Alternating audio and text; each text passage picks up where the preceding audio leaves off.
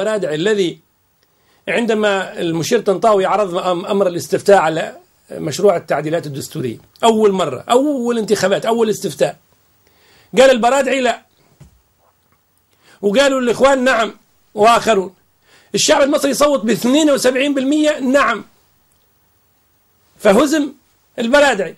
ولما جاءت الانتخابات التشريعية هو كان أيضا ضد في المعسكر المقابل للإخوان. جابوا الإخوان وحلفائهم حوالي 66% من البرلمان. ثم لما جاء الاستفتاء على الدستور شفت أنا محمد البرادعي، شفته بنفسي في القنوات الفضائية المصرية اللي كانت متعاطفة معاه وكلها ضد الدستور، تسجيل مصور ليه يدعو الشعب المصري أن يصوت بلا، يجيب الدستور 64%. يا دكتور البرادعي please listen to me. Is it honorable to someone like you to take up a post in the new Egyptian government when you have failed in all these 3 elections? Please, because I know you talk very good English and you've been an international figure. Is that right? Morally, is that right?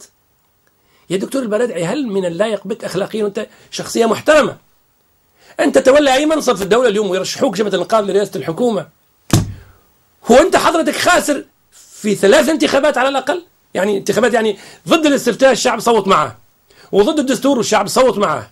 خلينا نسمع الرئيس مرسي ما جاي يتكلم هنا، خلينا نسمع الخطاب هذا بسرعة. لا، هذه كانت صور فقط، ظنيتهم جايبين الخطاب للرئيس مرسي، طلعت صورة قديمة.